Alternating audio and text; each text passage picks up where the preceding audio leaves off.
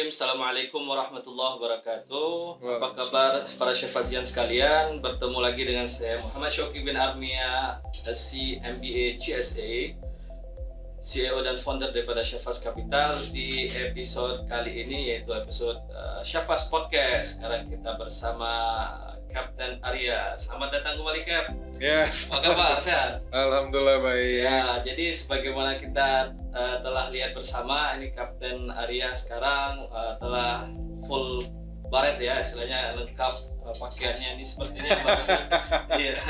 Terakhir terbang kemana, Kapten? Saya terbang ke Medan. Medan. Aman ya? Alhamdulillah aman. Alhamdulillah aman. Ya. Jadi kalau sekarang kan ini lagi musim pandemi ya, Kapten ya. Banyak peraturan-peraturan terutama menjaga protokol kesehatan ya. Betul, Terutama sekarang saya disclaimer dulu nih, jadi podcast kita kali ini telah sesuai dengan protokol kesehatan daripada pemerintah, yaitu ketika kita masuk kita telah cuci tangan pakai sabun, kemudian kita telah menjaga jarak nih pastinya, dan juga kita selalu memakai masker ya. Makanya tadi kita sebelum kita mulai kita langsung membuka masker. Jadi seperti itu. Kemudian nih Cap, berbicara mengenai penerapan protokol kesehatan nih.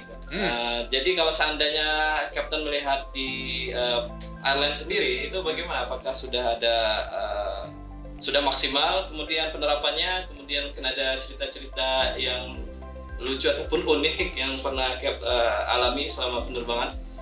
Oke, selama saya terbang, baik dari pihak bandara dan pihak maskapai itu menerapkan protokol kesehatan yang sangat ketat ya. Iya.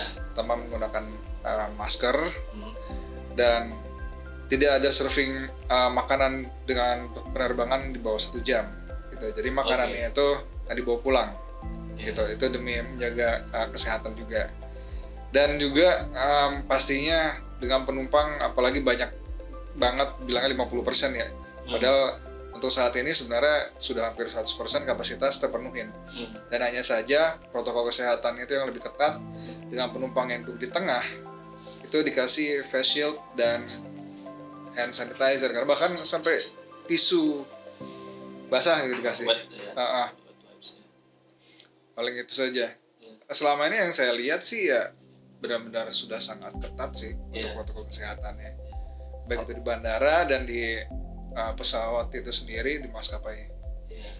Berarti kalau untuk para petugas penerbangan, apakah itu dari kaptennya sendiri ataupun co-pilot dan awak kabin, itu juga rutin dicek kesehatannya ya? Oh pasti.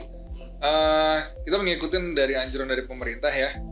Baik lagi di mana setiap dari pemerintah sendiri untuk kru itu adalah setiap 7 hari kita melakukan rapid antigen. Jadi kalaupun misalnya pas lagi rapid antigen dinyatakan bereaksi atau positif, itu tidak boleh terbang. Jadi benar-benar yang harus yang negatif yang boleh terbang. Dan itu seluruhnya, baik itu dari pilotnya sendiri, terus dari flight attendant, cabin crew, dan juga dari ground staff lainnya. Oh, ground staff juga diwajibkan atau dites ya? Wajib juga. Jadi benar-benar area bandara dan pesawat itu benar-benar steril. Steril ya. Bisa dikatakan itu zona hijau lah untuk. Iya, betul sekali. Ya. Mungkin ada masih ada nggak kira-kira untuk saat sekarang ya, mungkin awal-awal masih banyak ya yang penumpang yang agak sedikit paranoid ini. Dia berlebihan dalam menerapkan protokol kesehatannya, seperti mungkin dia pakai APD di dalam pesawatnya atau bagaimana? Dulu pernah kejadian. Kebetulan waktu itu saya sedang duduk sebagai penumpang waktu itu mau ke suatu daerah. Itu saya ngeliat ada beberapa satu keluarga itu menggunakan APD lengkap. Satu keluarga. Satu keluarga dan sebenarnya juga tidak masalah sih. Cuman ya agak lucu aja gitu. Nanti takutnya dikira itu tenaga medis kesehatan gitu yang menggunakan APD.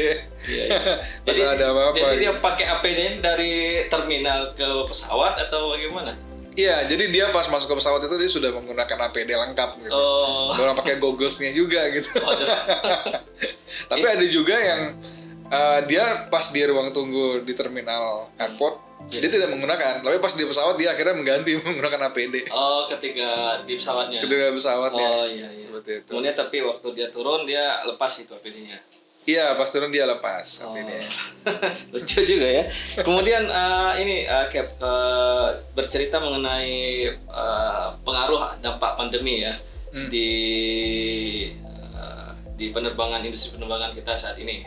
Itu bagaimana kalau seandainya dari sisi kacamata pilot itu sendiri melihat dari pengurangan jam terbang ini, ya kan?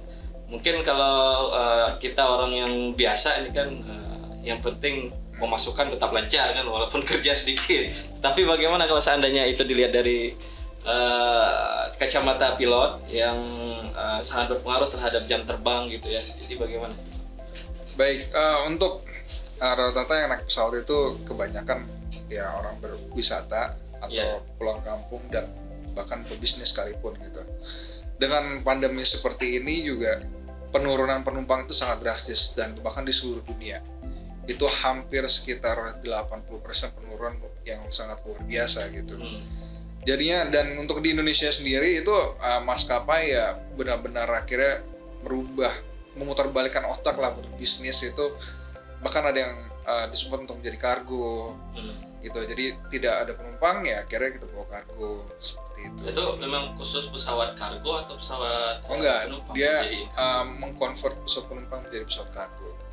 Jadi memang diperbolehkan dari si peraturannya sih untuk itu. Jadi itu kursi-kursinya itu dipakai untuk meletakkan kargo. Barang-barang ya, betul.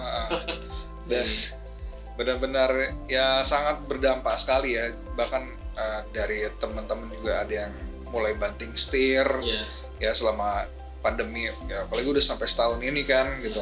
Ya pendapatan ya menurun gitu karena juga jarang terbang. Yang biasanya kami terbang itu antara 80 sampai 90 jam akhirnya per bulan akhirnya terpotong kurang lebih sekitar 50%, bahkan sampai 75%. Seperti itu. Berarti cuma sekitar 20 jam mungkin ya per bulan bisa dikatakan. Iya, bisa. 20 jam gitu. Betul. Berarti itu berpengaruh sekali ya kalau seandainya buat yang masih junior yang dia ingin mengejar jam terbang untuk program kaptensi ya. Sangat berpengaruh. Tapi balik lagi dari pihak operasional di semua maskapai, biarpun selama pandemi ini kita tidak terbang ya, tapi kita ada sesi simulator, ada training-trainingnya lain lah gitu, yang membantu kita untuk sebagai pilot, sebagai kru untuk mereview kembali gitu. Jadi tidak terbang hanya berdiam diri di rumah, tapi kita ada reviewnya kembali, baik itu di simulator atau recurrent sekalipun. Tetap harus dijaga ya feeling untuk bisa betul terbang sekali. itu ya. Ya, benar. Kemudian Cap, mau masuk nih, boleh saya tanya-tanya deh, kira-kira kalau seandainya mau terbang itu apa saja yang harus dibawa oleh seorang kapten? Yang pasti dari pakaiannya atau dari peralatan seragam atribut lengkap ya. Jadi, seperti bar kan, dari wingsnya, terus ID card. Yang mungkin ada pulpennya juga, pena gitu, terus kita pakai dasi gitu. Nah terus yang kita bawa juga dari handbagnya sama koper. Ada topinya juga nanti? Ada padnya juga, ada topi. Ada jasnya kira? Itu tergantung maskapai ya. Iya. Kalau maskapainya mengasih jas biasanya. Itu kalau boleh tahu yang bar itu maknanya seperti apa? Kalau seandainya 1 bar, 2 bar, 3 bar, 4 bar itu seperti apa? Barnya ya? Iya. Kalau satu strip nih, biasanya masih under training, inisial. Jadi dia masih training untuk pesawat ya, baik itu Airbus atau Boeing 737 gitu. Itu sendiri. Nah kalau misalnya setelah dia selesai training, dia setelah rilis dan dia bilang secara itu dia qualified, dia akan naik bar jadi 2. Ya, 2 itu dibilangnya itu Media First Officer, Junior First Officer. Ya, habis itu nanti itu biasanya sih dari 0 sampai sekitar 2000 jam. Nah, 2000 jam sampai ke 3000 jam dia masuk ke Senior First Officer. 0 sampai 2000 jam kira-kira berapa lama menempuh waktu? Ya, hitung-hitung kalau ditargetkan ya memang dari peraturannya untuk 1 tahun itu sendiri ada 1.000 jam, 1.050 jam. Ya kurang lebih ya 3 tahun kalau lancar. Iya. Nah, Iya benar. setelah Kemudian itu yang 3, nah setelah dari senior first officer Iya. langsung mulai dari tingkat lagi keempat itu upgrading untuk kaptensi gitu.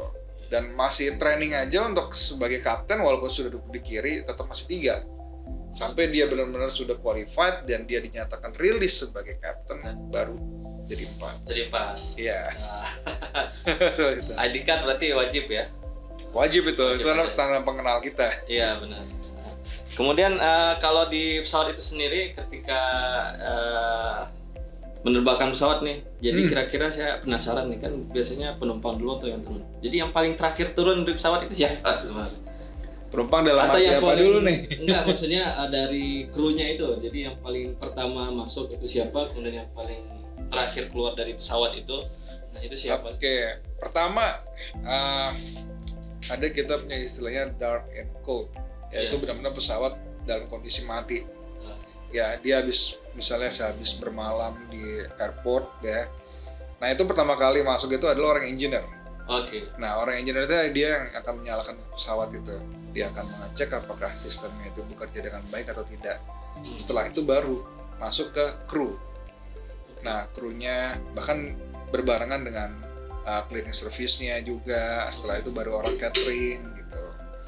Jadi kru itu bisa dibilang kedua setelah orang engineer masuk dalam pesawat. Jadi kru balik dari pilot dan flight attendant itu pesawat itu sudah dalam keadaan nyala dan kondisi siap.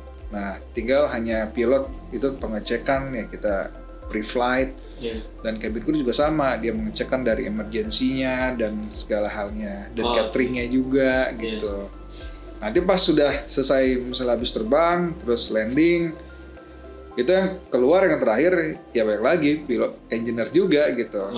Karena untuk mematikan itu pesawat gitu. Tapi kalau misalnya masih ada continue pesawat itu untuk terbang, ya kru yang terakhir gitu. Berarti pesawat itu nggak pakai kunci ya kalau saya nggak salah. Kunci nggak pakai. Nggak pakai ya? Nggak. Langsung dihidupkan ya? Tapi ada yang pakai kunci sih. Ada itu ya? pesawat Cessna gitu. Dia pakai kunci kayak kunci mobil gitu. Itu ada itu. Jadi gitu ya, Cessna. Syafazian, jangan berpikir kalau pesawat itu ada kunci ya. Mungkin banyak itu yang tersebar anekdot ataupun meme Instagram gitu, dia menjajarkan kuncinya, ntar ada kunci pesawat di situ. Itu nggak benar. Karena pesawat itu nggak ada kuncinya gitu. Ya. Oke, kemudian ada pertanyaan nih. Ya, di semua pengalaman yang telah Kapten alami dalam menerbangkan pesawat ini, kira-kira bandara yang paling sulit yang untuk di darat itu bandara mana Kapten? Bandara yang paling sulit untuk didaratin. Iya. Sebenarnya kalau kita ngikutin prosedurnya dari airport itu sendiri yang dikeluarkan dari JAPESM atau Navblue itu dan operasional dari maskapainya itu tidak sulit sih sebenarnya. Oh iya. Nah, hanya memang banyak dari media-media bilang oh ini bandara paling sulit nih ada di sini di paling sana ekstrim gitu, atau paling ekstrim kayak gitu. Ya itu kalau kita mengikuti prosedurnya untuk bagi pilot sendiri sebenarnya tidak sulit. Asal benar-benar kita mematuhi itu. Nah, kalau di luar negeri sih ada sih. Biasanya itu bandara di highly terrain gitu. Yang bandara sulit saya belum pernah terlalu ketemu ya. Tapi dari pengalaman dari teman-teman yang mereka terbang di Papua, terutama di daerah Wamena, di daerah-daerah dataran tinggi. Nah itu sulit tuh karena apa? Dia punya landasannya itu terjal dan tinggi gitu, dengan elevasi yang tinggi gitu, karena di atas gunung. Nah itu, jadi dikelilingin sama hutan-hutan, pegunungan gitu. Itu katanya sih bagi mereka itu sulit. Apalagi kalau udah masuk awan-awan yang tebal-tebal seperti itu. Itu pesawat perintis atau pesawat perintis sih rata-rata yang masuk ke situ. Ya. Berarti kalau jika kita melihat kalau bandara makin kecil bandara itu berarti yang masuk ke situ ya pesawat perintis saja ya? Iya, karena kan setiap pesawat itu dia mempunyai batasan panjang runway-nya ya. Baik lagi untuk pesawat kecil itu dia bisa ya 1.000 meter aja bisa masuk, dia bisa perintis gitu. 1.000 meter, 1.000 meter. 1 Seperti kilo Twin, berarti? 1 kilo. Ya, jenis pesawat Twin Otter itu bisa landing di 800 meter gitu. Oh. Ada juga bandara di dunia yang mungkin bisa dicek, namanya Lukla, itu di Nepal, Iya. di pegunungan Tibet. Oh iya, saya pernah dengar itu. Iya. Itu hanya pilot yang benar-benar qualified Yang bisa. yang diperbolehkan ke sana gitu. Jadi seolah-olah dia tuh di lembah gunung ya. Lembah gunung, benar-benar di lembah gunung. Jadi kalau misalnya orang mau pergi ke Gunung Everest ya, Iya. itu dia mendaratnya di Lukla. Oh. Itu benar-benar high terrain, kurang lebih sekitar ketinggiannya 10.000 kaki lah. Berarti 10.000 kalau feet. seandainya itu kan resikonya gede nih ya. Ah. Oke, berarti high risk high return dong biasanya kan. Betul. Berarti gaji mereka juga tinggi ya kalau seandainya di Oh pasti, dari pasti. resikonya. pasti banget. Karena pilot bilangnya itu gajinya tinggi itu ya karena mengikuti dari safety yang kita bawa, ya kita bawa penumpang masalahnya Iya. gitu. Jadi ya dengan resiko yang sangat tinggi lah gitu, yang membuat bisa dibilang pilot itu gajinya tinggi. Tapi ya sebenarnya cukup saja sih untuk hidup. Tergantung gaya hidup sih ya. Itu betul sekali, tergantung gaya hidupnya. Iya. Kemudian Cap, Ah. penerbangan yang paling singkat dari mana ke mana yang pernah dijalani? Oke, dulu ya itu waktu saya masih jadi first officer, perjalanan paling singkat itu dari Bali ke Lombok. Oh, tetangga sebelah ya. Tetangga semua Iya, iya. gitu, pakai pesawat Boeing Hmm. dan itu pun cuman flightnya 15 menit gitu. Jadi take off udah landing lagi gitu. Jadi fasten belt tidak sabuk pengaman, tanda sign-nya itu tidak dimatikan gitu. Jadi nyala terus gitu. Jadi penumpang duduk aja. Nggak ada ini ya, surfing meal berarti ya. Surfingnya nggak ada, tapi waktu itu saya nyuruh kaptennya menyuruh untuk cabinnya untuk lebih awal untuk surfingnya. Jadi masih di airport on the ground Iya. untuk surfing duluan, habis nanti pas invite udah nggak ada surfing lagi. Oh. Karena habis take off langsung landing lagi udah. Oh. Itu cuma ketinggiannya kayak seperti Cessna 7.000 kaki. Itu memang 15 menit dari ketika mulai taksi atau bagaimana tuh? 15 menit dari kita take off. Kita take off dari sampai take landing itu cuma 15 menit. Oh. Dan itu pun juga udah kecepatannya kita kurang-kurangin supaya agak lebih lama. Oh. Kalau seandainya kecepatannya lebih cepat lagi bisa lebih ini ya? Kecepatan kita punya namanya speed restriction ya, ada Iya. batasan speednya gitu. Oh, oke. Jadi di bawah 10.000 kaki itu ada batasan speednya gitu. Oh. Ya jadinya dengan ketinggian segitu ya kita nggak bisa terbang lebih cepat juga sih gitu, karena Iya, bentrok sama rulesnya. Tapi memang itu pertama kali yang first time Iya. dan itu pun juga benar-benar singkat banget itu. 15 menit ya. Iya. Itu yang tersingkat di Indonesia ya untuk saat ini ya. Singkat di Indonesia ya. Belum ada yang Untuk yang pesawat besar ya. Ya. Pesawat besar gitu. Ada lagi yang keduanya itu dari Palembang ke Pangkal Pinang. Nah itu cuma beda pulau doang gitu. Iya, benar. Cuma beda pulau gitu. Sangat singkat juga sih gitu. Ibaratkan kayak Surabaya Madura gitu. Iya, iya. Karena mereka nggak punya jembatan antara Pangkal Pinang dan Palembang, akhirnya kebanyakan menggunakan kapal dan pesawat. Itu 15 menit juga atau Sama kurang sama? lebih. Oh iya. Kemudian nih Cap, ini yang paling menggelitik benak saya dari sejak kecil bahkan. Ah. Kenapa kita masuk pesawat sebelah kiri? Cap? Kenapa masuk kiri ya? Iya. Itu dari saya pernah baca historinya itu dari pertama itu dari Perang Dunia Pertama. Perang Oke. Dunia Pertama itu dia masih menggunakan baling-baling. Nah, itu pun juga karena sama seperti halnya kenapa sih harus seorang kapten itu ada di sebelah kiri gitu ya. Karena dia mengikuti dari arah putaran si propellernya itu baling-balingnya. Gitu.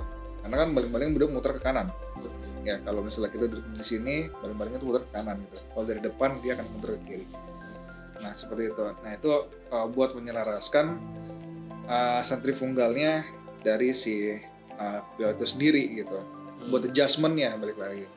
Nah, bahkan kita lihat juga nggak cuma dari pesawat saja, kapal laut pun juga pasti boardingnya dari sebelah kiri gitu. Kapal laut ya. Ya, kereta api juga dari sebelah kiri. Benar. Iya kan? Iya. Jadi semuanya dari sebelah kiri. Jadi akhirnya semua transportasi itu mengikuti dari sebelah kiri. Jadi dimanapun kereta dan pesawat itu pasti sebelah kiri ya. Sebelah kiri. Cuma ada satu hal lagi ya. Kalau pesawat itu kenapa di sebelah kiri? Yang pertama, kalau untuk pesawat itu untuk ngisi bensinnya aja ada di sayap sebelah kanan. Oke. Nah, jadi di sayap sebelah kanan itu buat ngisi bensinnya, untuk refuelnya. Dan untuk pemuatan bagasinya juga ada di sebelah kanan. Jadi kenapa tidak di sebelah kanan juga untuk penumpangnya? Itu akan mengganggu lalu lintas dan sekitar yang ada di sebelah kanan itu. Oke. Gitu. Balik lagi juga dari penumpang itu menjauhkan dari untuk pengisian bahan bakar gitu. Jadi tidak boleh dekat lah gitu. Jadi harus jauh gitu. Jadi harus ada saling opposite gitu. Jadi makanya refueling sebelah kanan pasti penumpangnya masuk dari sebelah kiri. Seperti itu. Kalau kita ngeliat di mana-mana di pesawat pun juga kita lihat pemuatan bagasi, semua aktivitas yang padat dengan aktivitas itu ada di sebelah kanan gitu. Dan ada beberapa saya juga nggak tahu ya, kalau Boeing 737 itu memang dibuat berbeda untuk pintunya.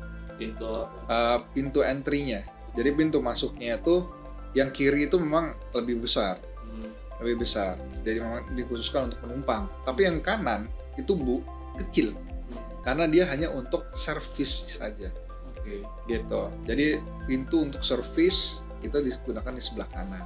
Itu maksudnya buat catering masukin ya, masukin catering. Kan ada mobil yang pakai catering yang bisa diangkat gitu. Nah, itu biasa dari sebelah kanan seperti itu. Itu sudah dari pertama ada pesawat seperti itu ya? Iya, seperti itu. Ada yang breaks the rules gitu ya? Nggak ada. Mengganti. Bahkan Cessna sekalipun aja juga untuk kaptennya memang ada salah satu pintu yang di sebelah kiri saja yang dibuka, yang sebelah kanannya itu kadang bahkan tidak dibuka. Gitu. Tapi biasanya normally untuk pesawat-pesawat jet itu dia cuman dari sebelah kiri, hanya dari sebelah kiri. Boleh nggak kalau misalnya penumpangnya itu masuk dari kanan? Boleh. Kalau misalnya contoh, ini mesinnya nggak boleh dimatiin nih, misalnya yang kiri gitu. Misalnya ada sesuatu problem di pesawatnya yang memungkinkan untuk ngisi bahan bakarnya itu hanya di sebelah kiri, kayak gitu. Sebelah kiri dan akhirnya penumpang itu di sebelah kanan. Akhirnya boarding sama disembarknya sebelah kanan. Itu adalah ada prosedurnya tapi gitu. Jadi nggak bisa main sembarangan aja. Di special occasion ya berarti? Iya, special occasion. Gitu. Berarti kalau dilihat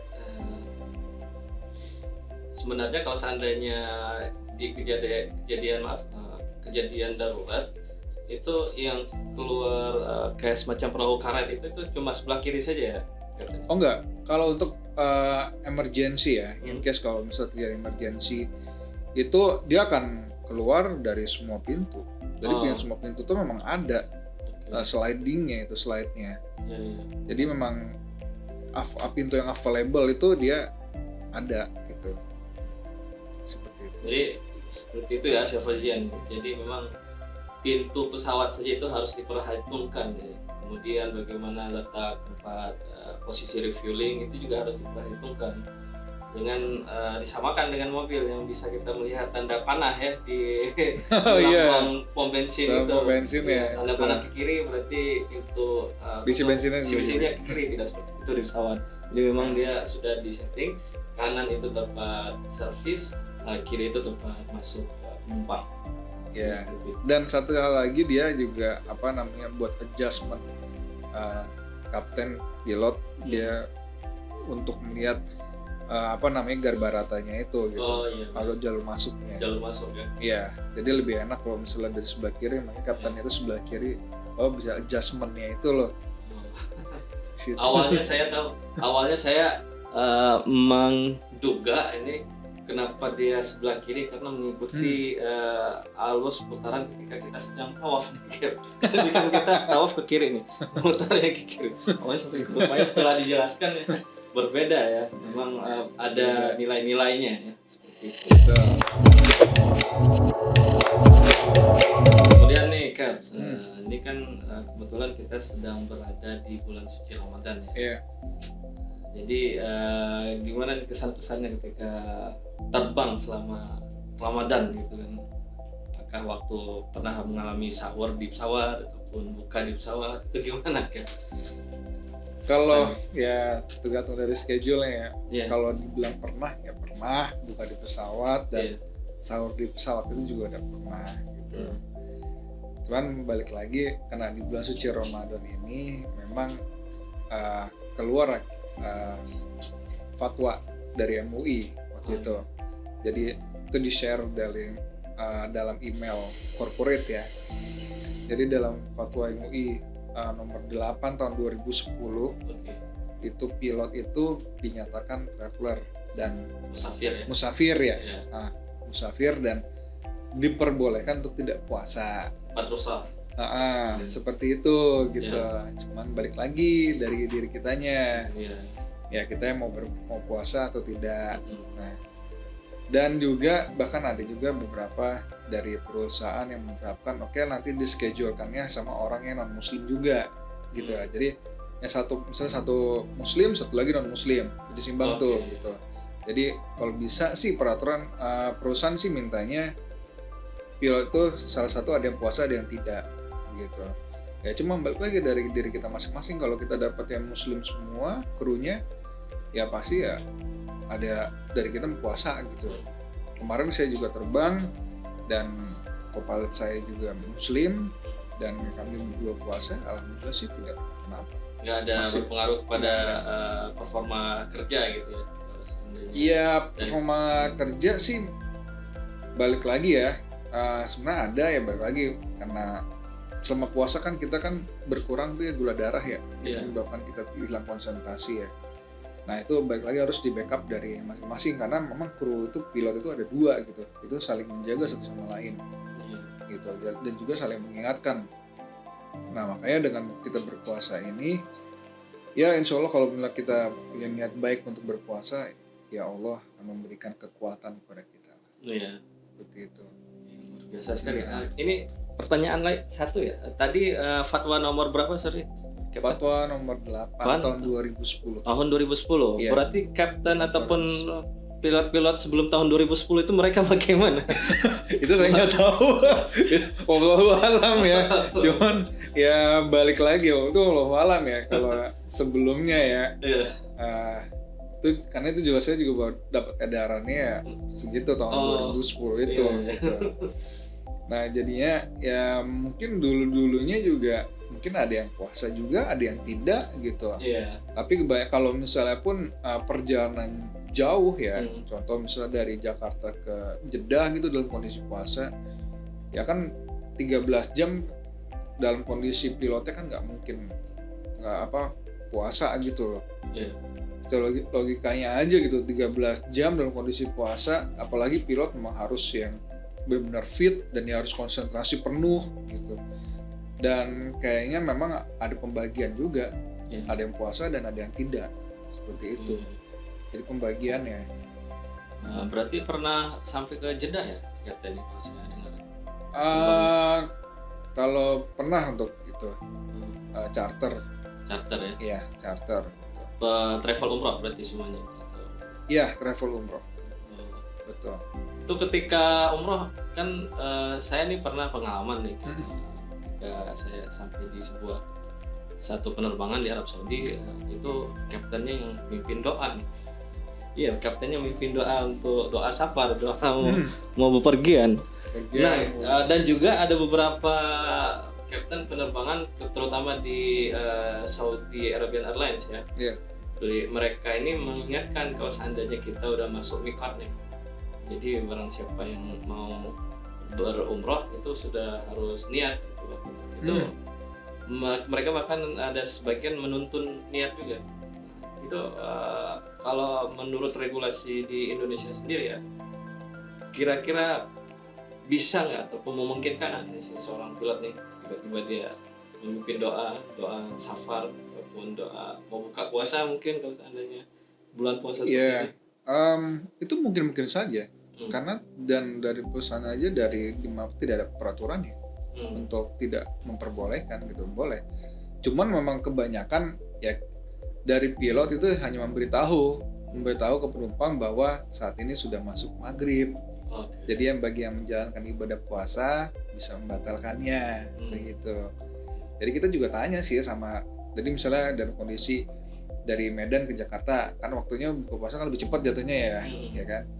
Jadinya kita tanya tuh sama ATC yang di Jakarta, ini kita di posisi nih misalnya masih di Pekanbaru misalnya. Terus, di Pekanbaru sudah masuk azan, udah masuk maghrib gitu, udah waktunya buka.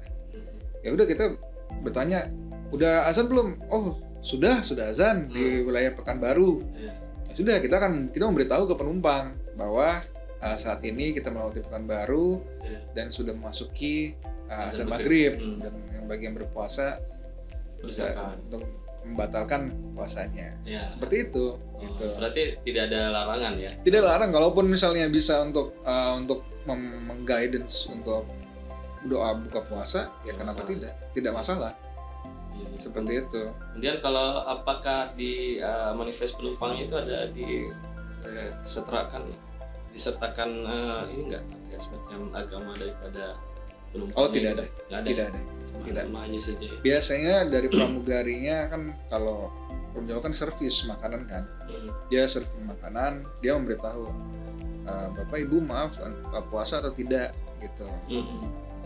Kalau misalnya tidak puasa ya dikasih, tapi kalau misalnya biarpun puasa juga dikasih, biasanya kebanyakan dibawa pulang.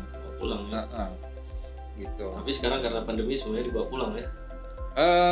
Juga, penerbangan 2 jam ke atas serving makanan sih masih ada. Tapi ada. kalau lagi bulan puasa gini biasanya ditanya dulu tetap dihidangkan, tapi akan ditanya dulu puasa atau tidak. Oke. Ya lumayan menarik ya berarti ya. Jadi sebenarnya memimpin doa itu diperbolehkan. Jadi baca doa itu diperbolehkan. Asal jangan baca kultum nanti di pesawat kelamaan nanti. Karena juga dari pilotnya sendiri juga harus memantau penerbangannya itu kan, gitu. Jadi biasanya kadang-kadang dari pramugarinya sih yang menuntun baca doa, gitu. Itu ada gitu. Dan waktu itu saya pernah naik maskapai tetangga, itu di Sriwijaya Airlines, saya sebagai penumpang waktu itu. Dia pramugari mengguidance penumpangnya untuk membaca doa. Doa bepergian. Waduh. Luar biasa. Sebelum take off gitu. Oke, unik, jarang-jarang loh ada maskapai yang seperti itu gitu. Ya mudah-mudahan karena kita juga negara dengan Islam terbesar di dunia, ya bisa kita untuk membuat baca doa. Apalagi lagi bulan puasa seperti ini kan gitu. Tidak ada salahnya. Iya. Jadi seperti itu ya para Syafazian, jadi memang tidak ada salahnya. Kalau seandainya seorang pilot tiba-tiba datang memberikan pengumuman bahwa kita telah memasuki waktu azan maghrib, kemudian marilah kita berbuka bersama dengan membaca doa.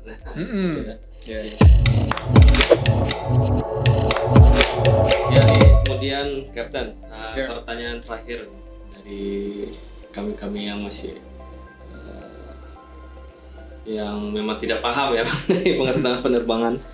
Jadi kan kalau kita terbang itu kan waktu dulu saya kan lahir di Aceh ya, besar dan tumbuh di Aceh. Jadi di sana itu buka puasa jam 7. Kemudian ketika saya lihat TV orang-orang Jakarta udah buka puasa jam 6, kayak pengen ke Jakarta. Jadi berarti logikanya kalau seandainya kita buka sahur di Banda Aceh, kemudian buka puasanya tuh di mana tuh daerah Indonesia Tengah, nah itu pasti bukanya lebih cepat ya. Ya, apalagi wilayah Indonesia Timur ya. Ya, kemudian waktunya +9 gitu. Iya benar. Tapi gimana tuh, kayak pernah kejadian nggak kalau seandainya sahur di Indonesia Timur buka di Indonesia Barat? Itu bagaimana? Iya, saya pernah kejadian. Iya. Dulu ingat banget tahun 2017. Iya. Puasa 2017 itu saya terbang ke Ambon.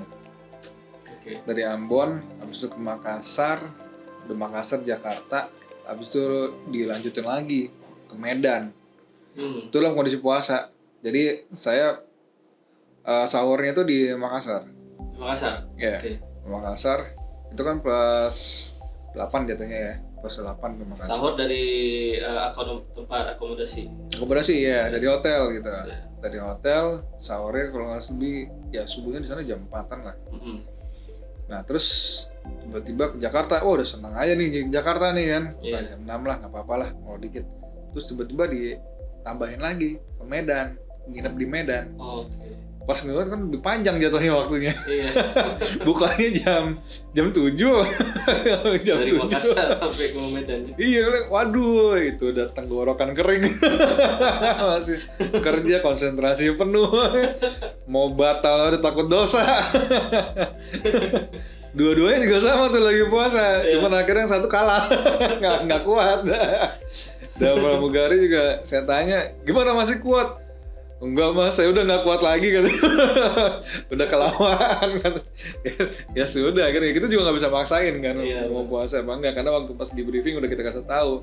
Ya kalau nggak kuat, ya udah jangan dipaksain, ya mendingan buka aja gitu. Bisa diganti di hari yang lain gitu, saya bilang. Oh iya kuat kok. Ternyata pas di aksen ke Medan udah nggak ada yang kuat lagi. Tinggal saya sendiri. Pas nyampe di Medan udah lemes banget gitu. Itu benar-benar dari jam 4 baru buka itu jam 7. Nyampe Medan itu jam berapa kan? Nyampe Medan? Ya. Jam Medan itu waktu itu jam 6 kalau nggak salah. Nyampe Medan jam 6. Tapi kan belum maghrib. Itu udah muka lesu semua itu. Udah muka lesu udah itu. Itu udah capek banget itu. Iya. Asli muka udah capek, yang lain udah minuman segar. Tapi Cap, di fatwa tadi ya yang nomor 8 ya tahun 2010 itu ada dijelaskan nggak kalau seandainya diperbolehkan untuk tidak puasa nanti bagaimana cara menggantinya? Ya di situ memang ada penjelasan juga, tapi yang saya sedikit ketahui dari fatwa itu boleh kita dengan membayar fidyah gitu. Tapi itu masih agak sedikit rancu ya. Dengan bayar fidyah padahal seharusnya diperbolehkan untuk kita mengganti di hari yang lain. Seperti itu. Tapi kalau misalnya kita diperbolehkan untuk bayar fidyah, ya jadi masalah juga sih. Gitu. Cuman yang balik lagi dari segi agamanya, fatwanya itu sendiri itu bagaimana? Yeah. Seperti itu. Apalagi sudah dikeluarkan fatwa ya berarti diperbolehkan kan? Diperbolehkan. Diperbolehkan. Kita yang penting percaya saja ya. Iya. Kita percaya aja udah gitu. Yeah. Karena bukan koridor kita untuk masuk ke sana mungkin. Betul sekali. Mungkin terakhir ada kata yang mau diucapkan untuk para junior khususnya ya yang masih berusaha untuk berjuang menjadi kapten mungkin. Ya, untuk para junior ya saya berharap untuk selalu terbang mematuhi dari prosedur ya. Intinya kita harus patuh sama prosedur dan peraturan-peraturan yang dikeluarkan dari perusahaan, karena prosedur itu dan kedisiplinan itu yang akan menyelamatkan kita semua. Ya. Jadi juga saya pernah dengar daripada wejangan satu kata ya, daripada Marsikal Muda Mas Sugeng. Jadi beliau berkata seperti ini, pilot yang hebat itu pilot yang bisa pensiun. Iya, betul. Iya, seperti itu ya sebenarnya. Iya, pilot yang hebat itu adalah pilot yang bisa pensiun, bukan dia hebat bermanuver ataupun segala macamnya, tapi dia bisa pensiun, dia bisa selamat, dan dia bisa hidup sampai akhir hayatnya bersama keluarga. Iya, betul. Ya, Cap, terima kasih sudah datang di podcast kita, Kapten Arya juga. Cakra. Mudah-mudahan sukses selalu, lancar, dan selalu berada dalam lindungan Allah ketika bertugas. Kemudian terima kasih para Syafazian sekalian, dan untuk podcast episode kali ini kita cukupkan di sini. Semoga bermanfaat ya, kita banyak berdiskusi pada hari ini, dan nantinya kita akan kembali lagi di episode selanjutnya, tetap di Syafazian Inspiration dan Syafaz Podcast di channel Syafaz Capital. Jangan lupa ya di like, share, dan subscribe channel. Terima kasih. Assalamualaikum warahmatullahi wabarakatuh. Waalaikumsalam.